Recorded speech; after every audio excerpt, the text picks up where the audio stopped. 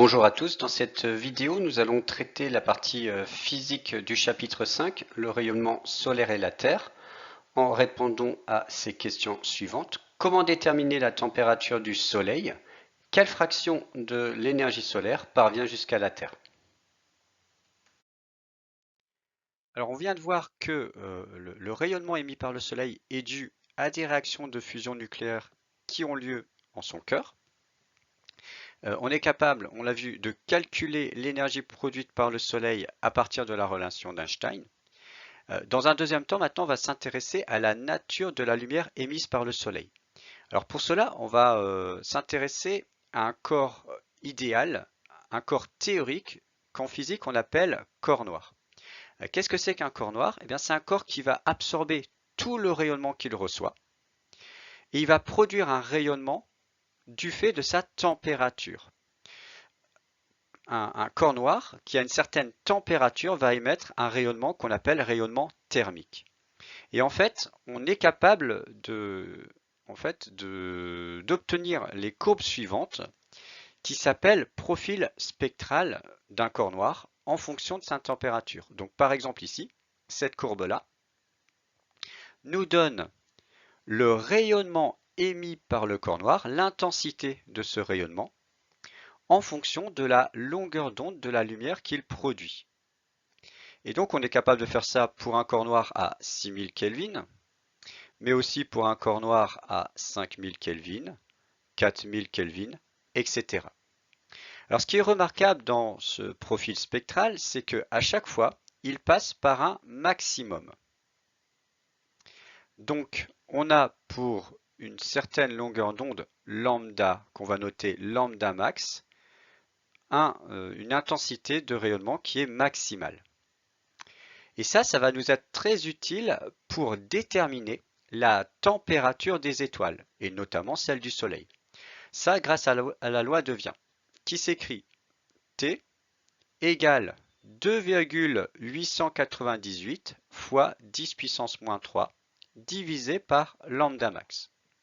Alors les unités pour cette relation sont T qui est la température du corps noir en Kelvin et lambda max qui est cette longueur d'onde qu'on doit lire ici sur l'axe des abscisses, donc la longueur d'onde qui correspond au maximum de l'intensité lumineuse, donc longueur d'onde lambda max, qui est ici pour cette relation en mètres. Alors, j'ai parlé de température en Kelvin, oui, parce qu'en physique, on travaille plutôt en Kelvin qu'en degrés Celsius, mais il y a une relation très simple entre les deux. La température en Kelvin, qu'on va noter T, est égale à la température en degrés Celsius que l'on note θ, plus 273,15. Donc T, température en Kelvin, et θ, la température en degrés Celsius. Alors, deuxième chose à observer avec le profil spectral, c'est que l'on remarque que plus la température est élevée, plus la longueur d'onde correspondant au maximum d'intensité lumineuse se déplace vers la gauche, c'est-à-dire vers les courtes longueurs d'onde. Et donc en fait, on peut analyser la nature de la lumière émise par un corps noir en fonction du profil spectral. Par exemple ici, si on prend le corps noir à 4000 degrés, eh bien on voit que les radiations rouges sont beaucoup plus intenses que les radiations bleues et violettes. Donc la lumière émise par ce corps noir, elle va avoir pour dominante le rouge. Le rouge sera plus intense que le bleu-violet, et donc ce sera une lumière plutôt rouge. Euh, Ici, pour un corps noir à 6000 degrés, eh bien, on voit que les radiations les plus intenses sont les vertes. Les radiations rouges et bleues vont avoir le même ordre de grandeur au niveau de leur intensité lumineuse. On va avoir plutôt une lumière blanche. Alors ici, on n'a pas le profil spectral pour des corps noirs de température plus élevée, mais si par exemple on a un corps noir à 10 000 Kelvin, eh bien on s'apercevra que le profil spectral nous donnera une intensité plus élevée dans le bleu que dans le rouge. Et donc la lumière émise par un corps noir à 10 000 Kelvin, elle va être plutôt bleue. Ainsi, ça va expliquer la couleur des étoiles. Dans le ciel étoilé, nous avons des étoiles qui peuvent être blanches, rouges ou bleues. Eh bien, contrairement à ce qu'on pourrait penser, ce sont les étoiles bleues qui sont les plus chaudes. Leur température de surface étant plus chaude, la température étant plus élevée, lambda max va être plus faible. Et donc, les radiations de courte longueur d'onde vont être plus intenses que les radiations de grande longueur d'onde. Donc ça va expliquer la température, enfin, ça va permettre d'expliquer la couleur d'une étoile à partir de sa température. Alors, nous allons ici mettre en application ce qu'on vient de voir. On donne ci-dessous le spectre du Soleil et on nous demande de déterminer sa température de surface. Donc on va s'intéresser au profil spectral du Soleil qui est ici. Alors qu'on voit qu'il y a des variations autour de ce profil spectral, on ne va pas en tenir compte, mais en fait ces variations sont dues à l'absorption de la lumière par les éléments chimiques qui sont présents autour du Soleil. Je ne vais pas rentrer dans le détail ici, on va vraiment se concentrer sur ce profil spectral qui est ici. Alors, on connaît la loi de Wien qui s'écrit T égale 2,898 fois 10 puissance moins 3 sur lambda max avec les unités suivantes pour lambda max en mètres et la température en Kelvin. On va donc, à partir du profil spectral, déterminer la valeur de lambda max. On se place donc au maximum de l'intensité lumineuse et on repère la valeur de la longueur d'onde correspondante, lambda max. On voit ici qu'elle est égale à 480 nanomètres. Alors, pour pouvoir utiliser la loi de Wien, je dois convertir les nanomètres en mètres. On sait que 1 nanomètre, c'est 10 puissance moins 9 mètres, donc 480 nanomètres va s'écrire 480 fois 10 puissance moins 9 mètres. On n'a plus qu'à faire le calcul. Donc T égale 2,898 fois 10 puissance moins 3 divisé par 480 fois 10 puissance moins 9. Et on trouve une température de l'ordre de 6040 Kelvin. Donc on voit que la température de surface du Soleil n'est pas très élevée. 6000 Kelvin. Seul le cœur du Soleil atteint des températures de l'ordre du million de degrés, du million de Kelvin ou du million de degrés Celsius. On va donc retenir ça. La température au cœur du Soleil atteint plusieurs millions de degrés Celsius, mais sa température de surface est beaucoup plus faible, de l'ordre de quelques milliers de degrés. Et on a vu également que la lumière émise par une étoile dépend de sa température de surface. Plus la température est élevée, plus lambda max va se déplacer vers les courtes longueurs d'onde, ce qui explique que les étoiles bleues sont plus chaudes que les étoiles rouges. Alors, partie C, nous allons maintenant nous intéresser à la puissance solaire reçue par la Terre. Alors, nous savons que le Soleil a une puissance de 3,9 fois 10 puissance 26 watts, c'est sa puissance solaire ici au niveau de sa surface. Et cette puissance va se répartir dans l'espace pour atteindre la Terre. Donc cette puissance va parcourir une certaine distance d jusqu'à atteindre la Terre. Distance de 150 millions de kilomètres, soit 150 milliards de mètres. Donc 150 fois 10 puissance 9 mètres. On va s'intéresser à la puissance surfacique du Soleil à cette distance d, c'est-à-dire la puissance ici d'un petit élément de surface de 1 mètre carré. Si je veux calculer cette puissance surfacique du Soleil, qu'on va noter PS à la distance d, puissance surfacique à la distance d, eh bien il faut comprendre la chose suivante. C'est que cette puissance, elle va donc se propager et elle va maintenant être présente sur une sphère de rayon d. Donc moi, si je veux calculer la puissance d'un élément ici de surface de 1 mètre carré, je vais donc diviser cette puissance solaire par la surface ici de cette sphère. Donc la puissance PS de D va s'écrire puissance du Soleil divisé par la surface de cette sphère, à savoir 4 pi d carré. Je rappelle que la surface d'une sphère a pour formule 4πr². Donc ici le rayon étant la distance d, on va écrire 4πd². Alors si on fait le calcul, on va donc obtenir 3,9 fois 10 puissance 26 pour la puissance du Soleil, divisé par 4 fois pi fois 150 fois 10 puissance 9 au carré, et on obtient une puissance de 1380 watts par mètre carré. Donc ce petit élément de surface là de 1 mètre carré, il a une puissance de 1380 watts. Enfin, il reçoit une puissance, pardon, de 1380 watts. Alors, toute cette puissance qui se propage dans l'espace, il n'y a qu'une fraction qui va atteindre la Terre. La fraction ici. Et en fait, ça va être la puissance solaire qui va traverser un disque de rayon égal au rayon terrestre. Alors, maintenant, on va évaluer la puissance solaire que reçoit la Terre. Pour cela, on va donc ici s'intéresser à ce disque. Nous avons vu précédemment que un petit mètre carré ici de surface reçoit une puissance de 1380 watts. Donc pour ce disque, c'est la même chose. Ici, ce petit élément de surface de 1 mètre carré, il reçoit une puissance de 1380 watts. Donc si je veux connaître la puissance solaire reçue par la Terre, je vais devoir en fait multiplier cette puissance PS2D, voilà, cette puissance de 1380 watts, par la surface de ce disque. En fait, puisque ça c'est la puissance reçue par 1 mètre carré, eh bien pour toute la surface, c'est-à-dire le nombre de mètres carrés, eh bien, je vais multiplier cette puissance surfacique par la surface de ce disque. Alors la surface d'un disque, c'est écrit S égale pi fois rayon au carré. Ici, le rayon de ce disque correspond au rayon terrestre.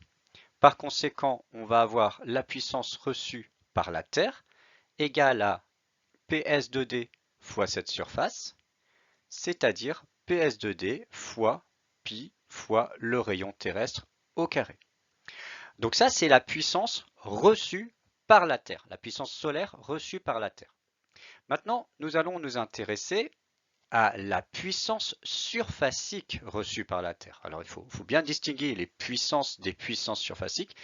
Ici, puissance surfacique reçue par la Terre, eh ben, on va s'intéresser à la puissance d'un petit élément de 1 mètre carré, encore ici, de surface terrestre. Eh bien, ce petit élément de surface de 1 mètre carré, quelle puissance il reçoit? Eh bien, pour l'avoir, on va tout simplement diviser la puissance reçue par la Terre ici, dont on avait déjà établi l'expression, par la surface terrestre. Alors c'est vrai que normalement, seule cette partie à gauche de la Terre reçoit du rayonnement. Mais on va raisonner sur une journée de 24 heures. Et en 24 heures, comme la Terre tourne sur elle-même, finalement, la deuxième partie ici va finir par être éclairée sur les 24 heures de la journée. Si bien que on va considérer que sur une journée de 24 heures, eh bien c'est toute la surface terrestre qui va recevoir ce rayonnement solaire. Si bien que pour avoir cette puissance surfacique reçue par la Terre, on va tout simplement diviser la puissance reçue par la surface terrestre. Alors, l'expression de la puissance reçue, on l'a établi précédemment, c'est PS2D fois pi fois rayon terrestre au carré, divisé par la surface de la Terre.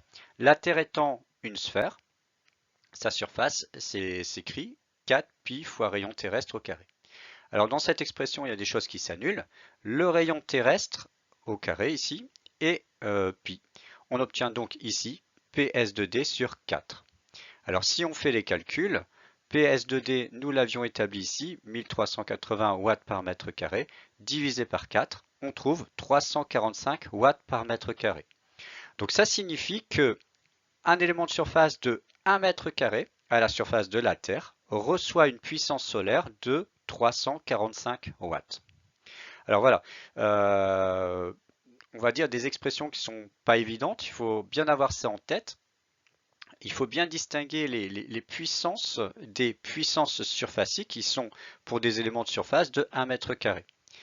Les unités, donc pour la puissance du Soleil, bien sûr, en watts. La distance étant en mètres, ici distance au carré, on aura ici en mètres carrés. Donc une puissance surfacique en watts par mètre carré comme le résultat qu'on avait trouvé. Pour la puissance reçue, donc PS2D, nous avons ici en watts par mètre carré, multiplié par une surface qui est en mètres carrés, la puissance reçue doit être normalement en watts. Enfin ici, pour avoir la puissance surfacique reçue par la Terre, eh bien PS2D est en watts par mètre carré. Le rayon terrestre au carré en mètres carrés est là également. Les mètres carrés s'éliminent et on a tout simplement une puissance surfacique reçue, là aussi en watts par mètre carré. Donc il faut connaître ces formules. Moi je vous conseille en fait d'apprendre ça avec le schéma. Savoir reproduire ce schéma et établir chaque formule des puissances ou puissances surfaciques qu'il faut déterminer. Nous pouvons finalement résumer ce qu'on a vu précédemment avec les conclusions suivantes. D'abord que la proportion de la puissance émise par le Soleil qui est reçue par une planète, et notamment la Terre, dépend du rayon de cette planète et de la distance au Soleil. Également, cette puissance se répartit sur l'ensemble de la surface terrestre. On a dit qu'on raisonnait sur 24 heures et qu'elle était approximativement égale à 340 watts par mètre carré. Donc ça, c'est une puissance moyenne, surfacique moyenne. Cependant, elle n'est pas répartie de la même manière sur toute la surface de la Terre. Et ça, c'est quelque chose que vous allez voir en SVT. Bien, nous allons maintenant mettre en application ce qu'on vient de voir en calculant la puissance surfacique reçue par Mars. Mars est une planète située à 227 millions de kilomètres du Soleil.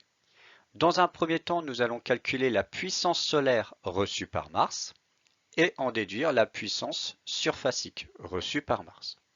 Alors pour résoudre ce genre d'exercice, je vous conseille de faire un schéma.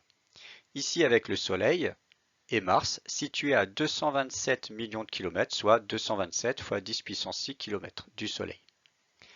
La puissance solaire, on nous indique qu'elle est égale à 3,9 fois 10 puissance 26 watts. Et on sait que cette puissance va se répartir dans l'espace jusqu'à atteindre Mars. On sait que cette puissance à la distance d du Soleil, on sait que que la puissance surfacique à la distance d du Soleil se note PS2D. Alors, quelle puissance solaire atteint Mars? Eh bien, c'est la puissance solaire qui va traverser le disque, ici, de rayons martiens. Nous savons que ce disque, la puissance reçue par Mars, va s'écrire puissance reçue est égale à PS2D fois la surface de ce disque. Donc, il faudra établir dans un premier temps l'expression de PS2D. PS2D, c'est la puissance du solaire d'un petit élément de surface de 1 mètre carré. Alors pour avoir son expression, eh bien, cette puissance solaire de 3,9 fois 10 puissance 26 watts, elle se répartit sur une surface dont la valeur vaut 4 pi d carré. Donc la puissance surfacique à la distance d va avoir pour expression la puissance solaire, c'est-à-dire 3,9 fois 10 puissance 26 watts, divisé par la surface de cette sphère, qui vaut 4 fois pi fois le rayon de cette sphère, c'est-à-dire la distance d en mètres. Alors, la distance d, 227 fois 10 puissance 6 km, c'est équivalent à 227 fois 10 puissance 9 mètres. En faisant le calcul, on trouve 602 watts par mètre carré, étant donné qu'ici nous avons une puissance en watts et là une distance en mètres au carré. Donc ça, c'est la puissance surfacique ici, d'un petit élément de surface de 1 mètre carré, mais également ici. Pour avoir la puissance reçue par Mars, il faut donc multiplier cette puissance surfacique à la distance d fois la surface de ce disque de rayon martien. On obtiendra donc 602 fois pi fois le rayon martien au carré. Alors comme on nous donne le rayon martien en kilomètres, il faut bien sûr le convertir en mètres, donc 3390 fois 10 puissance 3 mètres au carré. Et nous obtenons une puissance de 2,17 fois 10 puissance 16 watts. Donc ça, c'est la puissance reçue par Mars. Maintenant, la puissance surfacique reçue par Mars. Donc c'est la puissance par mètre carré. Il faudra donc tout simplement diviser cette puissance reçue par Mars par sa surface. Pour cela, on va l'écrire de la manière suivante. Puissance surfacique reçue par Mars est égale à la puissance reçue qu'on vient de calculer, divisé par la surface de Mars. C'est la surface d'une sphère, ici, qui vaut 4 pi rayon au carré, et donc ici rayon martien au carré. Je rappelle qu'on raisonne toujours sur 24 heures, et donc on tient compte de toute la surface de Mars. Par conséquent, cela nous donnera 2,17 fois 10 puissance 16 watts, divisé par 4 fois pi fois ce rayon martien 3390 fois 10 puissance 3 au carré, et nous obtenons une puissance de 150 watts par mètre carré. Donc cette valeur est à peu près 2 fois plus faible que la puissance surfacique reçue par la Terre. Partie D, puissance reçue par le sol terrestre. Alors on va ici voir une première approche, on va dire, des différents types de puissance que reçoit le sol, mais cette partie-là va être approfondie en SVT. Alors, on sait que, on l'a calculé, le rayonnement solaire fournit à la Terre une puissance de 342 watts par mètre carré précisément. Et cette puissance qui arrive sur le sol terrestre va être en partie réfléchie. Le rayonnement qui est réfléchi représente 107 watts par mètre carré. Par conséquent, le sol terrestre va absorber la différence, 342 moins 107, 235 watts par mètre carré est absorbé par le sol. À cela, il faut ajouter un autre phénomène. L'atmosphère autour de la Terre est à une certaine température. Et du fait de sa température, elle va émettre un rayonnement. C'est le rayonnement thermique qu'on avait vu avec les étoiles. On a parlé de ça avec le corps noir. Donc l'atmosphère, à une certaine température, va produire un rayonnement dont une partie va arriver sur Terre. Il y a une partie qui va partir dans l'espace, mais une autre partie ici qui va arriver sur Terre. Et cette partie qui arrive sur le sol terrestre est égale à 324 watts par mètre carré. Alors, ce rayonnement qui touche le sol terrestre, eh bien, il va être entièrement absorbé par le sol. Par conséquent, on a 235 plus 324 watts par mètre carré qui sont absorbés par le sol et qui vont contribuer à réchauffer la Terre et donc ça va donner une certaine température à la Terre. Et comme la Terre est à une certaine température, eh bien, elle va se comporter comme un cours noir, c'est-à-dire qu'elle va émettre un rayonnement du fait de sa température. Alors, c'est un rayonnement de type infrarouge, et donc en faisant la somme de ces deux valeurs, on a un rayonnement infrarouge émis par le sol terrestre qui est égal à 559 watts par mètre carré. Alors, ce qu'on voit là, moi, je vous ai présenté les choses dans un certain ordre, mais en fait, il n'y a pas d'ordre précis. En fait, c'est un équilibre qui se crée. Et en fait, ce rayonnement produit par la Terre, du fait de sa température, il va contribuer à réchauffer l'atmosphère, qui à son tour va émettre un rayonnement vers la Terre, qui va contribuer à réchauffer la Terre, etc. Donc là, ce qu'on voit, c'est les valeurs à l'équilibre. On a ici un équilibre qui s'est installé avec ces différents échanges d'énergie. Donc ce qu'il faut voir ici, c'est qu'une partie du rayonnement produit par la Terre est réémis finalement par l'atmosphère. On va donc retenir ici qu'une partie de la puissance du rayonnement thermique de la Terre est absorbée par l'atmosphère qui émet à son tour un rayonnement thermique vers la Terre. On va aussi retenir que finalement la puissance reçue par la Terre, ça va être la puissance qui vient directement du rayonnement solaire, qui est un rayonnement visible, et également de la puissance du rayonnement thermique de l'atmosphère, 324 watts par mètre carré, qui est un rayonnement infrarouge. Et on voit que ces deux valeurs de puissance reçue par la Terre, 342 et 324 watts par mètre carré, sont du même ordre de grandeur. Voilà, donc bien retenir ce schéma avoir une idée des valeurs des différents, on va dire, des différents flux de puissance et voir qu'en fait, ici, on a un équilibre qui peut être déstabilisé par nos activités humaines. Donc ça, c'est quelque chose que vous allez davantage développer en SVT, mais par exemple, si le rayonnement réfléchi va dépendre de la nature des surfaces. Et par exemple, la banquise contribue à beaucoup de réflexion du rayonnement. Et si cette banquise fond, eh bien, il y aura moins de rayonnement réfléchi par la Terre. Par conséquent, plus de rayonnement absorbé par le sol. Et donc une augmentation de la température de la Terre. De même, les gaz à effet de serre qui s'accumulent dans l'atmosphère vont contribuer à émettre davantage de rayonnement vers la Terre. En fait, il va y avoir une réémission plus importante vers la Terre du rayonnement thermique de celle-ci. Exercice, on va déterminer la température de surface de la Terre à partir de son spectre. Alors on nous donne un spectre du rayonnement terrestre.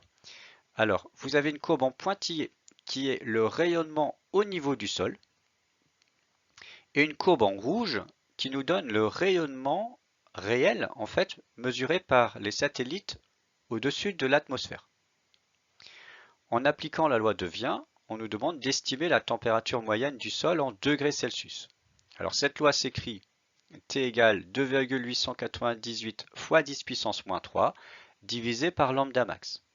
Rappelons les unités, lambda max doit être en mètres et la température sera en Kelvin. Alors pour déterminer lambda max, on va repérer le maximum de l'intensité du rayonnement ici et la longueur d'onde correspondante se lit ici en abscisse. Lambda max est donc égal à 10 micromètres. Alors, le 10 micromètres, c'est-à-dire 10 fois 10 puissance moins 6 mètres. Je rappelle que le préfixe micro correspond à 10 puissance moins 6. Par conséquent, pour le calcul, on va faire 2,898 fois 10 puissance moins 3 divisé par 10 fois 10 puissance moins 6 et nous obtenons une température de 290 Kelvin.